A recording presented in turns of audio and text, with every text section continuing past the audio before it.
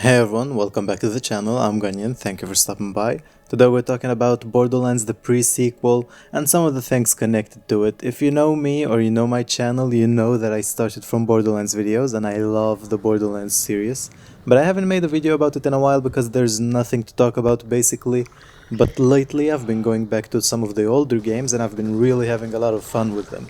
So I wanted to talk about the pre-sequel today, but before I start, I want to mention if you like the video, please like it, share it, subscribe, whatever you want to do because it really helps out the channel and only 2% of my viewers are subscribed, so it would be really much appreciated. Without further ado, let's get into the video. So in case you never heard or played the pre-sequel, it came out after Borderlands 2 but before Borderlands 3, and as the name suggests, the story takes place before Borderlands 2. So the story takes place between Borderlands 1 and 2, and it's the story about how Handsome Jack became Handsome Jack, how the villains became the villains in Borderlands 2. It's a pre-sequel. That's what the story focuses on. It takes place on Elpis, the moon of Pandora, so it's not on the same planet as Borderlands 2, but it takes place on one planet, one moon, so it's not like Borderlands 3 with the planet traveling and stuff, which really helps the game be more focused and makes it just take place in a consistent place with consistent enemies and consistent ideas. And I really think that's a big benefit of the game, that it takes place in one place, on one planet. I think that Borderlands 3 missed the mark on that thing, that it just was too scattered in some areas. So I'm really glad this game is just one place. But it has the old style of gameplay, like Borderlands 2, so it's not the new smooth movement like Borderlands 3, but arguably you can say that Borderlands 2 is very smooth and holds up today as well. For me personally, I really think it holds up just perfectly. It's not as many options of movement as modern games do, but it is smooth in my humble opinion at least.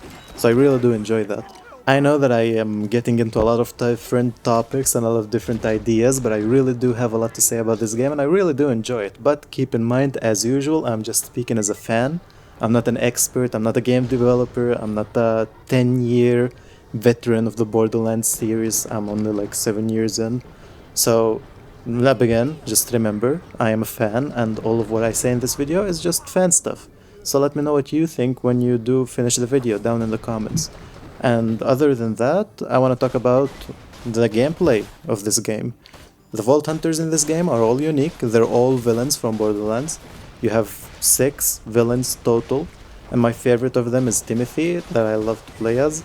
And I really do enjoy the gameplay style of each different one and how it changes between them. And what I mean by that is that every Vault Hunter has a very different and unique skill tree, which was one of my main problems with Wonderlands, that each character had only one skill tree that you can mix with another one, which results in just very basic skill trees with not a lot of skills, and each character more or less feels the same to me in Wonderlands. They are unique, but they feel pretty much the same, at least in my opinion. In the pre-sequel, because every character has a fleshed out skill tree, I really think that really helps out the game, just like it did in Borderlands 2. But even on top of that, they made the little changes that I really love. For example, Wilhelm, one of the Vault Hunters, who by the time Borderlands 2 happens is a cyborg.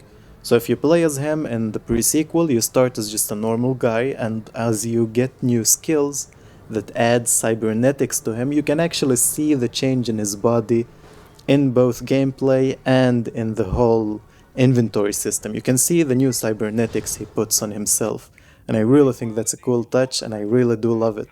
And that connects to how just the characters change the gameplay as a whole. One of my problems with Borderlands 3 is that the replayability isn't really there. There isn't really that big of a reason to replay the game, but in the pre-sequel, other than the new loot that you can get, of course, you can get different dialogue in this game, which is a really unique thing in Borderlands. I don't think any other game did it except the pre-sequel. Correct me if I'm wrong, but in this game, when you play different characters, other characters talk to you differently. So there are actual unique voice lines. The characters will actually mention you by your name, by the character you play.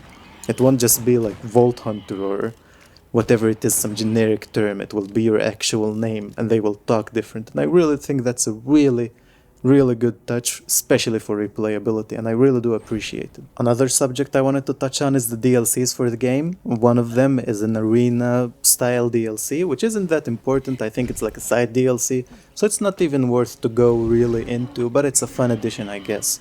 The DLC I want to talk about is the Claptastic Voyage, which is just hands down one of the best DLCs in the Borderlands series as a whole.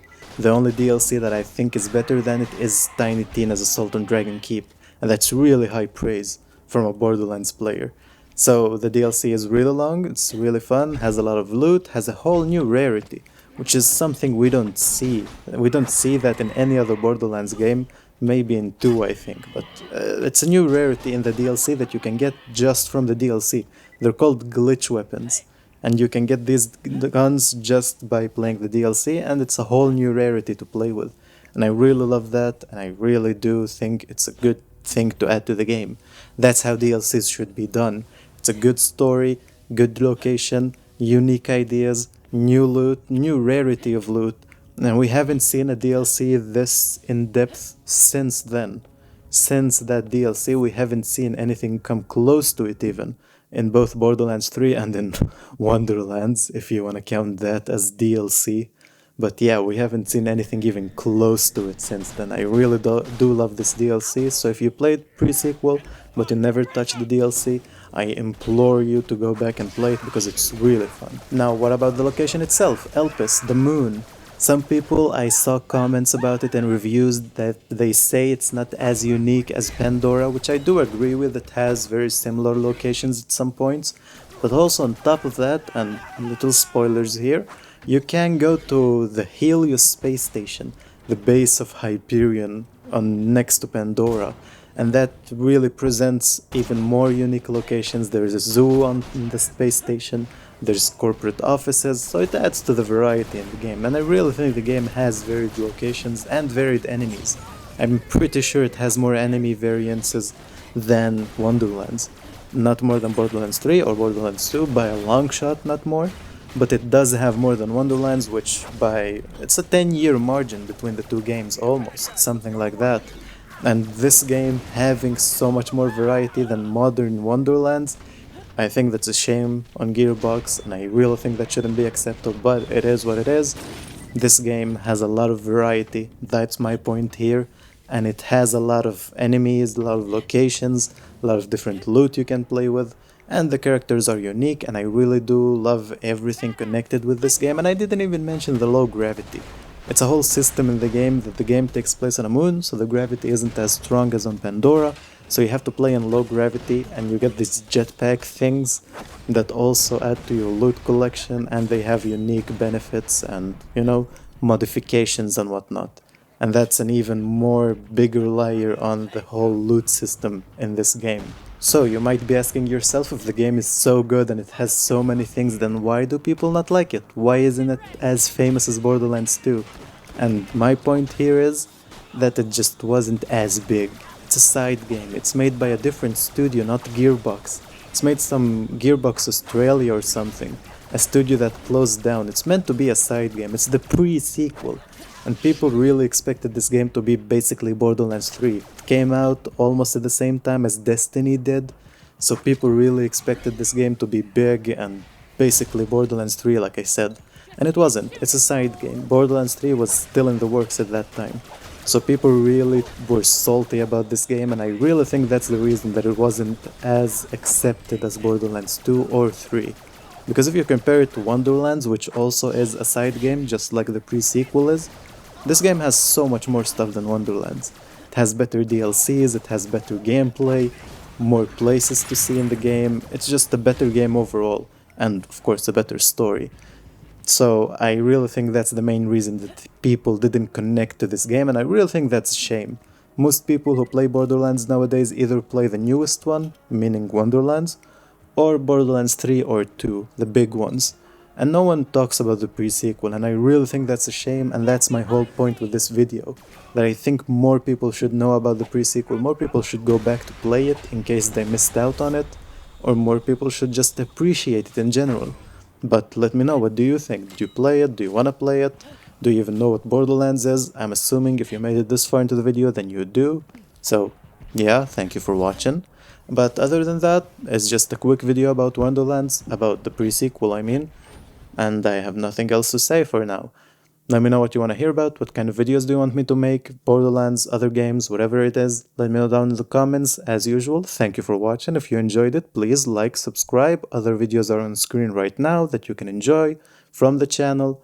And other than that, have a nice day.